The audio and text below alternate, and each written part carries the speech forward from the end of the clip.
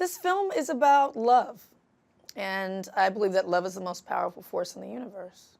I love people who have been in my life who've passed away. I love people who I have an idea of who've yet to come into my life.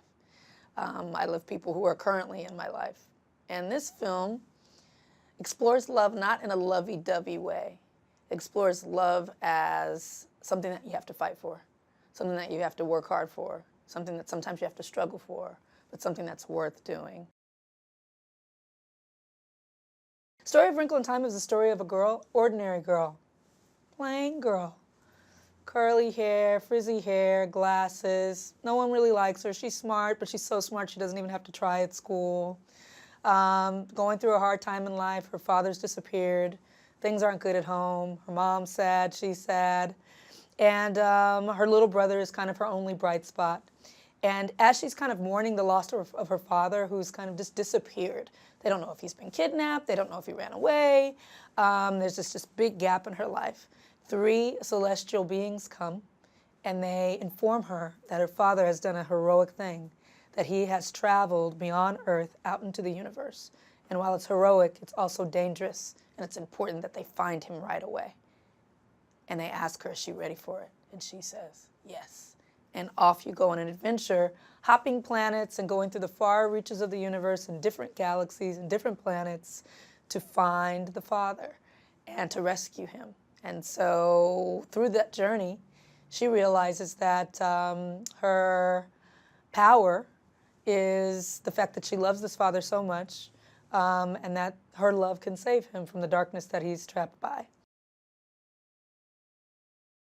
Meg's character is, she's really the everyman, right? I don't think that she represents something more than a human being striving to be their best self. And I think that's the human experience. Certainly she's in a package that's much different than most cinematic heroes. Usually it's some handsome guy who looks a certain way. This hero comes in the package of a little, biracial girl with curly hair and glasses. And it really leans into the idea that any of us can be a hero. And that we don't have to be on the inside of a box to be a hero. Outsiders can be heroes. People who think and look differently can be heroes. Meg is in every frame of the film. It hangs on her shoulders. That's a big responsibility for a girl, who's just barely a teenager. But Storm Reid, know the name. She stepped into it and she filled the shoes beautifully, and I think it's a performance that will stand the test of time in terms of a real sturdy, muscular performance of someone that has a beginning, middle, and end, and an actor who's not just going through the motions but is really participating in the story in a deeply felt way that I think is going to resonate with audiences. Oprah inhabited this character so fully, so thoroughly, so robustly. She jumped into it with a vigor and a vitality that was really contagious. She would walk onto the set in her blonde wig and her gowns and say, "I am here," and the crew would just start to clap because she was in character. And it wasn't a stretch. And when you think of someone in modern American culture who we would say is wise and all-knowing in so many ways, she is top of the list. And so it was lucky that I had her in my speed dial. Reese Witherspoon, top choice for me for the character of Mrs. Whatsit. I think there are a few actors who are able to balance drama and comedy as well as Reese. She plays a character, Mrs. Whatsit, who is the youngest of the crew. She's the newest. She's the youngest. She's only 2 billion years old. And she's just starting to get into this whole search and rescue Mrs. Squad, kind of roaming the universe and guiding people who need to have light restored in their lives. And so she's quirky. She's irreverent. She says what she feels because she doesn't know you're not really supposed to say things like that. And so she's a little hard on Meg at first. And it's her kind of prodding of Meg that spurs Meg on in some tough spots because Mrs. Whatsit is constantly questioning the value of bringing Meg on the journey. And so Meg kind of has to prove something to Mrs. Whatsit in some ways. But she's a fun character, and Reese played her beautifully.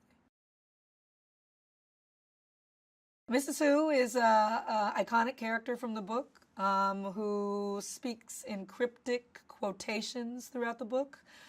She is, billions of years old, very wise, and also is so wise that she doesn't even have to use her own words. She just pulls from, everything that's ever been said in the universe, and she uses that to express herself.